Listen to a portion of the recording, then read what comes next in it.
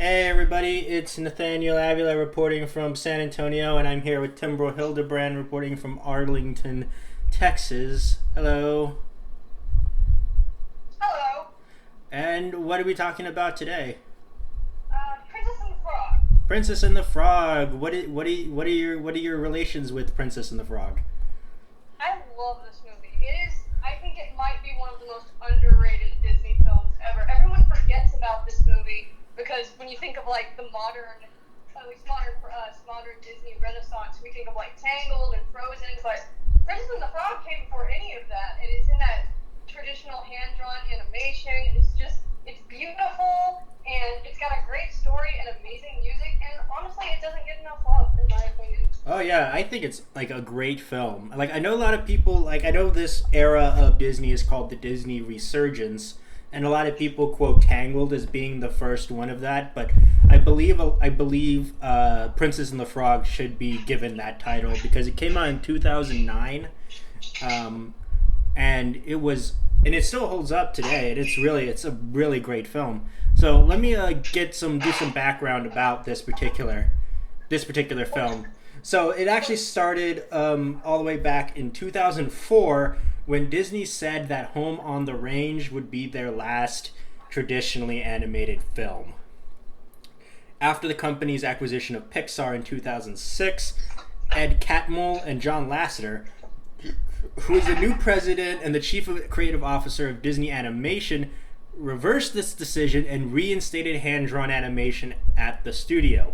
So many animators who had either been laid off or had left the studio when the traditional animation units were dissolved in 2003 were located and rehired for the project. So that's great news.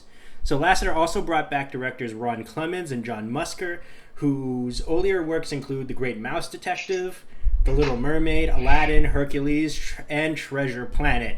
All great films. So the duo left the company in 2005, but Lasseter requested their return to Disney to direct and write the film and let them choose a style of animation, either traditional or CGI they wanted to use. And, three guesses of which one they actually chose. So the story for the film began in development by merging two projects at Disney and Pixar at the time, both based around the Frog Prince fairy tale. One of the projects was based on E.D. Baker's The Frog Princess, in which the story's heroine, who was named Emma, kisses a prince turned frog whose name was Edric, only to become a frog herself.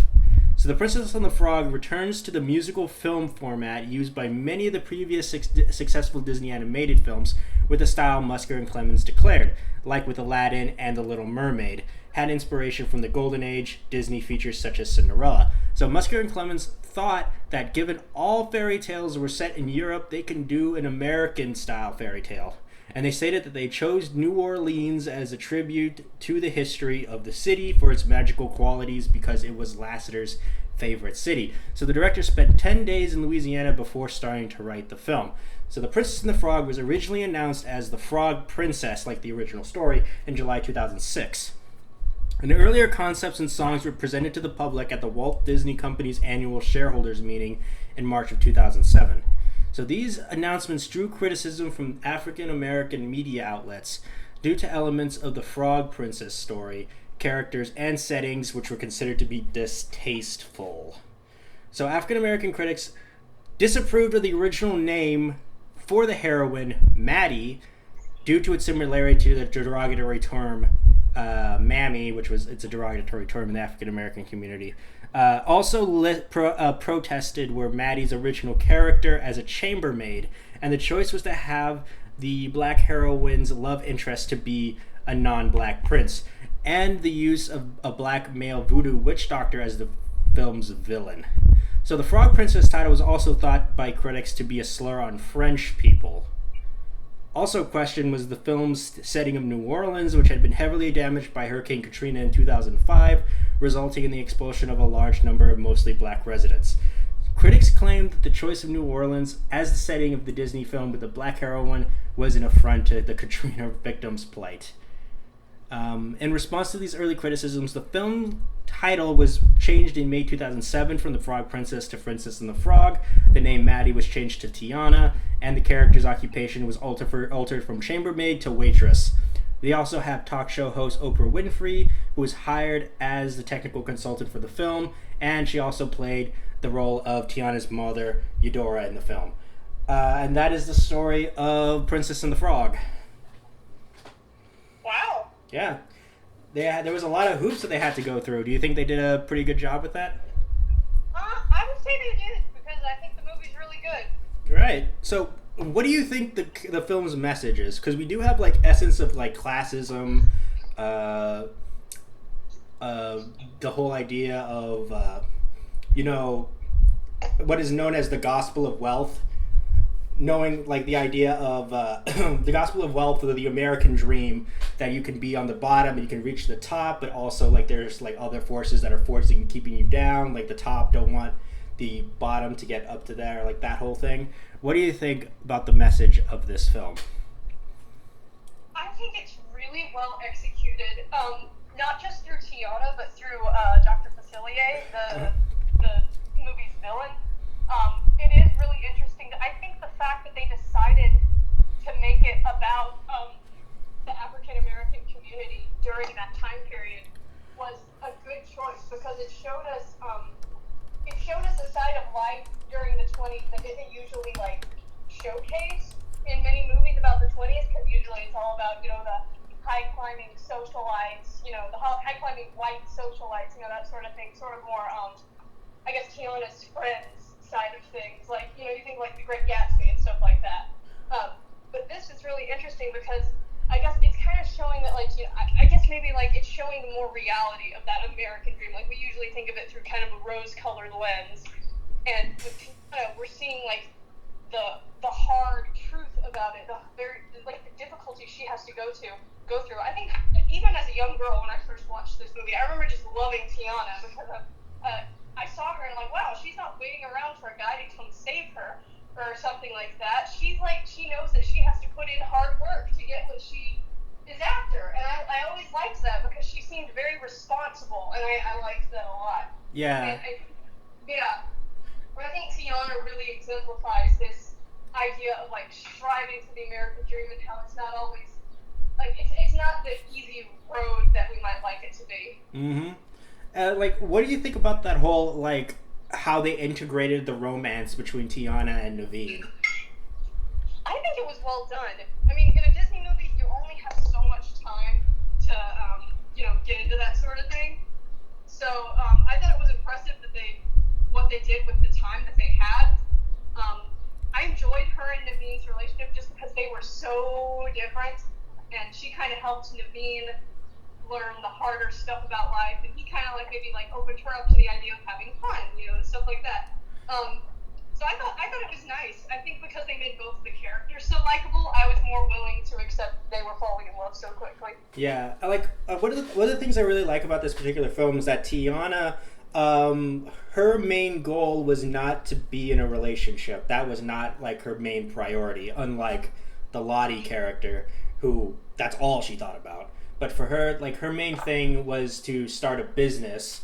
And I did like the fact that the romance came in on her way to actually achieve her original goal, and it was naturally kind of, like, interconnected with the relationship between Tiana and Naveen.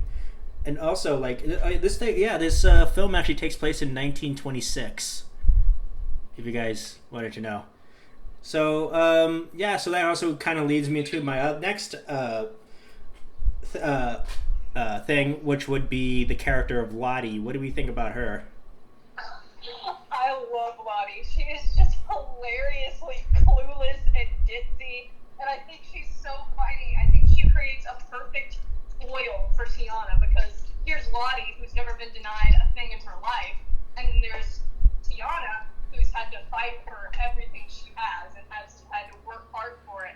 And it's interesting to see the two of them kind of jive with each other, because they're both just so different. Mm-hmm. And but no, it's interesting, and I enjoy her just because she's so ridiculous. She provides some some levity, I think. Yeah. One of the things I like about Lottie is that she was like portrayed as like a person who got everything she wanted, but she wasn't what like she wasn't spoiled, as in she wasn't like a mean person. And and that's one of the things I like about that character. Also, it kind of makes me kind of think, couldn't Tiana just ask her for a loan for the restaurant? The way I see it, Tiana would be way too proud to do something like that. Like, she doesn't want anything handed to her. She wants to get what she gets herself. Yeah. So I don't think she'd ever do something like that. Yeah. I think that makes sense. She's got a little too much. She has pride. Yeah. She doesn't want to feel like she's having to rely on anybody else. That's kind of what I thought too. But then again, I remembered that she was willing to kiss a frog because she told him that he would give her the stuff for the restaurant. Oh, that's a good point. I didn't think of that. Yeah. But then again, she was probably really like crushed because she just lost it. Like it was pulled out of her feet. So maybe it was that one brief moment of desperation that kind of got to her. So yeah, that part I thought was really well done when the bank guys or whatever, they kind of like, tell her, oh, by the way, this isn't going to work out. I thought it was interesting how, clearly during that time period, not to say that like things that this doesn't exist now, but obviously African Americans were not esteemed. Like, and the fact that she was a female African American trying to start a business, I like how they just kind of like they said it in such a passive aggressive and passive way that it felt very real. Like, oh, a woman with your background, you would never be able to do something like this. Like, I thought that was really well done, and it stung like even more than it would have if they were more direct with their prejudice. Oh yeah, and it's like something that you would totally hear in this day and age in certain areas.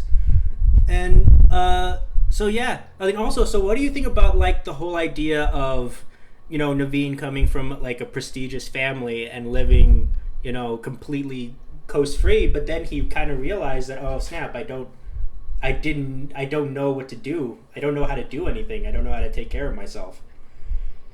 I thought that was a good character arc for him to have because it worked alongside Tiana's character arc because Tiana's always worked for everything. He's never worked for anything. So they kind of learn. So like he's learning from her. He's seeing what it means to try and stuff like that. And I think that's cool. And I just find Naveen funny. He's a really fun. I think he's a really fun Disney lead for a male lead. That is. I really enjoyed him. He was funny. He was goofy. I really enjoyed how goofy he was. I liked his character, and it was fun to see him grow as he fell in love with Tiana. I thought that was really sweet. Yeah, and so now we have this really like epic journey about them trying to become human again, and they're like, we gotta be human again, and they meet a couple of characters along the way. They meet Louis, the alligator who has like a trumpet. I love him. Oh yeah, and we also have the Cajun firefly, Ray, who. Oh, I love him too. Oh yeah, and then he dies, and then he becomes a star. That broke my heart. He's like one of the few characters who died in the film. The villain didn't even technically die. He died, but I think he had a fate much worse than death from the looks of it. Yeah, wasn't he like dragged to hell or something? Looked something like that. This is one of those Disney. This also harkens to kind of old school Disney villain deaths, where they didn't mess around. Like, yeah, we're gonna kill the villain pretty bad. Oh snap! So that also kind of like brings me to the idea, like, what do you think about the whole idea of using voodoo as like the bad like force that the antagonist uses? Because I know that voodoo is like a very prevalent in the culture of New Orleans, so it would make sense. So what is your opinion on that? I mean, I think it was an interesting take because it was different than just your traditional, oh, it's magic or something like that. So I thought it was interesting that they decided to take a different route. I think the voodoo worked. It was really, really creepy.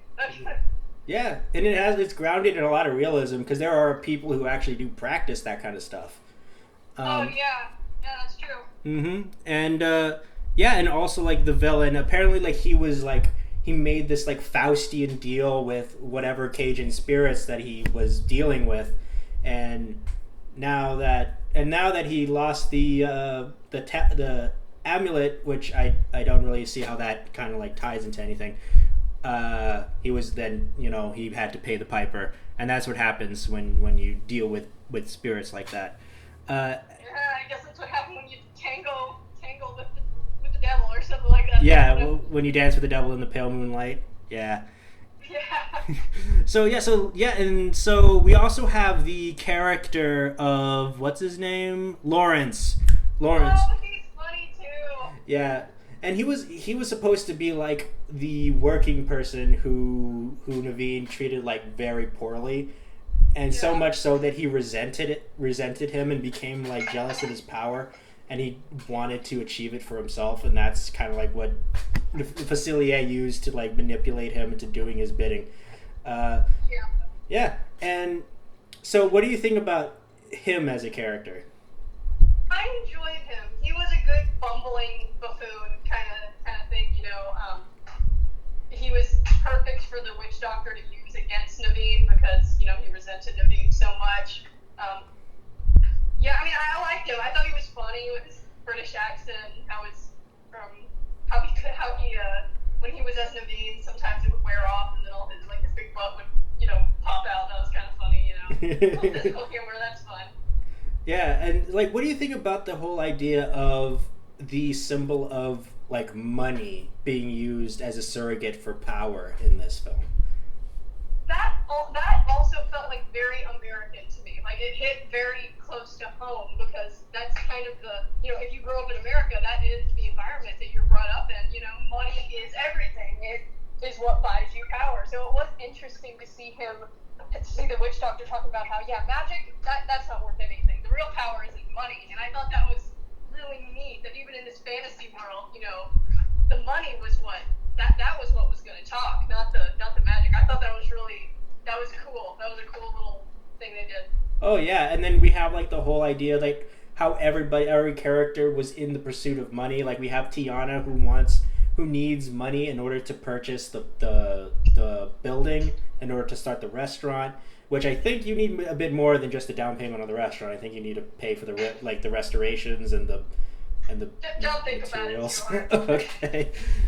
So there's that, and we also have Naveen who wants money in order to like travel and be free, and we also have like that kind of whole thing, and that's actually a very interesting take, and it definitely fuses with the whole American aspect because money really does make the world go around.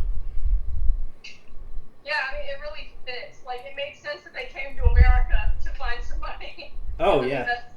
That's kind of the trend, you go to America to find your fortune or something like that, but it's showing you kind of like how hard that is, and especially like with Tiana, who's doing everything right, and yet still everything goes wrong for her. Oh yeah, when you work like super hard and you work like 2 jobs for your entire life and still barely have enough to do anything with. And then we also have like another American aspect in this film was the whole idea of jazz. How is the jazz in this? Yes, the music in this movie is so good. Oh my word, it's Randy Newman who did like the Toy Story music, and you can really hear it if you listen to it. It sounds very similar to some of the stuff in Toy Story, but the music in this movie is so good, and I think that's part of what makes it stand out. That they use the music of the area that the movie is taking place in, and I love that because jazz is just so fun and big and unpredictable. It's super. It's a nice I guess breath of fresh air from what you usually see in Disney movies. I love original Disney music like Alan Menken and Aladdin and Little Mermaid and Beauty and the Beast. Those are some of my favorites, but Princess and the Frog sticks out because it's so unique. It has its own voice, and it's a great voice. I love it. I love that song where they're floating down the river talking about what they're going to do when they're human. And the girl who plays Tiana, her voice is just amazing. So listen to her do her solo was great too. Yeah, her name is Anika Noni Rose. Yeah. She's awesome.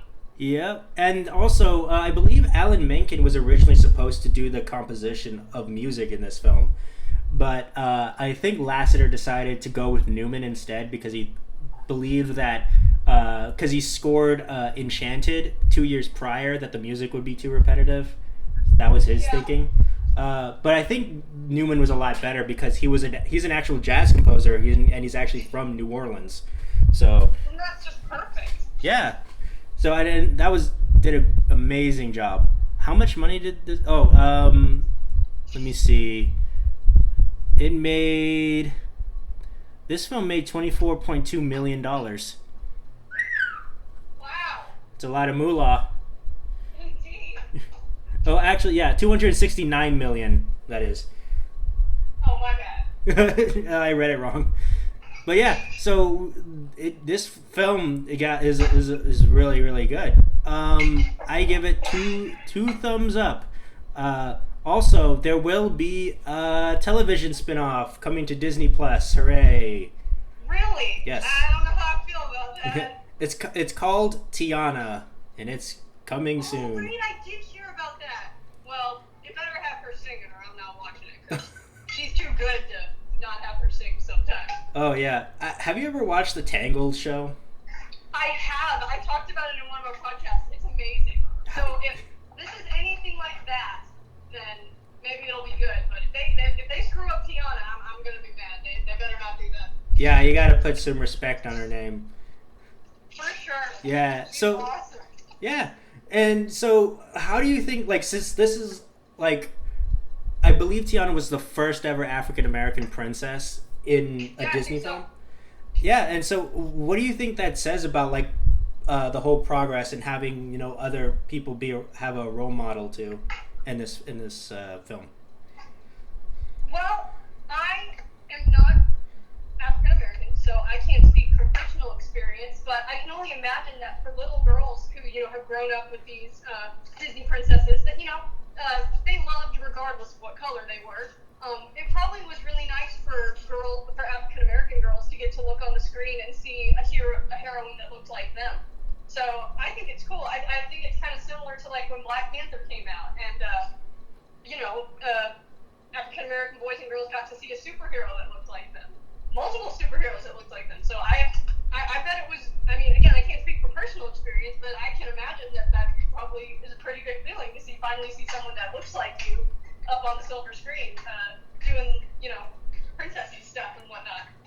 Oh yeah, and it looks like Anika Noni Rose went on to. I believe she was she won a Tony for Best Actress for performance in A Raisin in the Sun. Oh, really? Good for her. Yeah. Have you ever have you ever seen Raisin in the Sun? I have not. I've heard it. I've never seen it. Okay. She was also in another film called Carolyn or Change. Not a film, but Broadway production. Well, that's cool. She's really good, so. Oh yeah. Get to do that. So we have like a lot, like it's like an amazing film. 2 thumbs up. A lot of very interesting themes that deal with money and all that kind of stuff. Also, the villain, Dr. Facilier, he is such a good villain. Oh yeah, I think like it was super good. Like, what's your favorite part about him? Well, I love listening to him sing because the actor has such a cool voice.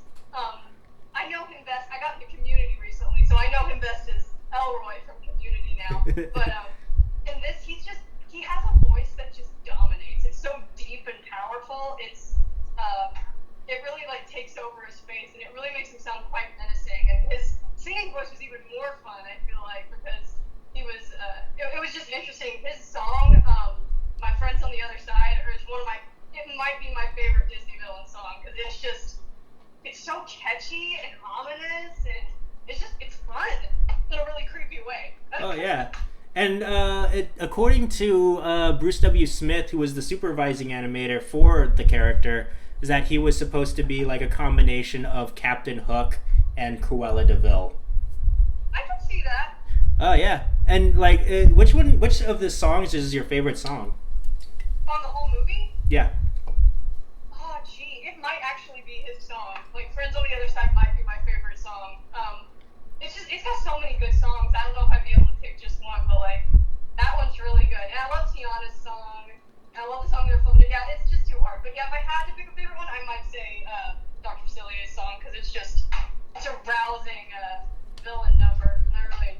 Oh, me too. It's like I love seeing the imagery and the animation of like this really cool, trippy looking voodoo Cajun imagery being shown on Yeah, screen. the animation is really cool in that, like all the lights and the different colors. It's really interesting. Oh yeah.